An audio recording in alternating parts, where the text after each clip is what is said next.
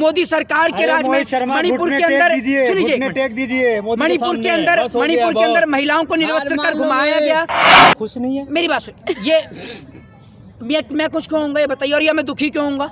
मेरे को ये बताइए, अगर सरकार एक बात मुझे बताइए, ईवीएम पे ठिकरा फोड़ेंगे, ईवीएम से चुनाव जीत गई मोदी सरकार। इसके बावजूद भी मध्य प्रदेश की जनता ने अगर भाजपा को यानी बीजेपी को वोट दिया तो मैं ऐसे लोगों के लिए ताली बजाना चाहूंगा और यही कहना चाहूंगा कि लातों के भूत बातों से नहीं मानते। आप देख रहे हैं VR न्यूज, एक नजर सच्चाई की ओर। जो मैं मोदी जी की सरकार जो गवर्नमेंट की बन रही है, मोहित शर्मा क्या सोचते हैं? देखिए, सरकार तो पूरे देश में भी प्रधानमंत्री नरेंद्र मोदी की है, बीजेपी की है, और जनता की क्या हालत है वो पूरा देश देख रहा है। लेकिन अब मैं ये कहना चाहूँगा कि जिस तरीके से मध्य प्रदेश की जनता ने, जिस मध्य प्रदेश के नौजवानों को वहाँ के मामा जो कि मुख्यमंत्री अपने आप को मानते हैं और थे भी शिवराज सिंह चौहान, उन्होंने वहाँ अपने ही भांजों के ऊपर लाठी और डंडे पड़वाने का काम किया जब नौजवानों ने रोजगार मांगा। और मामा की सरकार में किस तरीके से बहनों ने अपने आप को असुरक्षित महसूस किया। लेकिन उसके बावजूद भी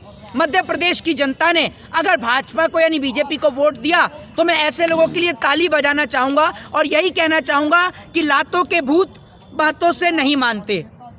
आखिर मोहित शर्मा क्यों नाराज हो गए? 3 राज्य जो जीतने के बाद जो इस तरह से आप क्यों नाराज हो गए? देखिए, मैं नाराज इसलिए हूं कि पूरे देश के अंदर ग्लोबल हंगर इंडेक्स को लेकर चर्चा हो रही है, पूरे देश के अंदर CAG के घोटालों पर चर्चा हो रही है, पूरे देश के अंदर नरेंद्र मोदी जी के सरकार के राज में जिस तरीके से उद्योगपतियों का कर्जा माफ हुआ, किसान की हालत बुरी रही, किसान बदहाल रहा, किसान आंदोलन जैसा एक बड़ा मूवमेंट भी देश में बैठा मोदी सरकार के राज में। मणिपुर के अंदर मणिपुर के अंदर महिलाओं को निर्वस्त्र कर घुमाया गया। उसके बावजूद भी अगर मध्य प्रदेश की जनता, छत्तीसगढ़ की जनता और राजस्थान की जनता मोदी सरकार को वोट देती है यानी बीजेपी को वोट देती है, तो मैं ये समझता हूँ कि कहीं ना कहीं ये जो सारे मुद्दे हैं ये पूरी तरीके से असफल रहे। मोदी के सामने आत्मसमर्पण कर दीजिए। दूसरी बात ये कि ये श्रेय जो है, चुनाव जीतने का जो श्रेय है, ये आप किसको देना चाहेंगे?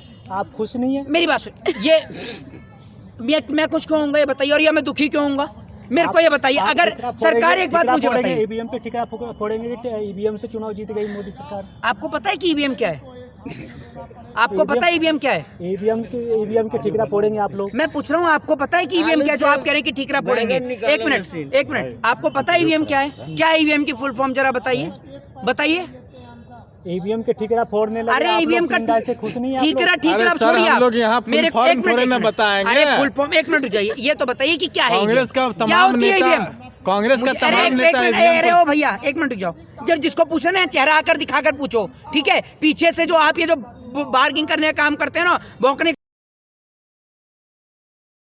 हमारे इस चैनल को सब्सक्राइब करें, साथ ही बेल आइकन पर प्रेस करना ना भूलें ताकि हर अपडेट्स आप तक पहुंचती रहे।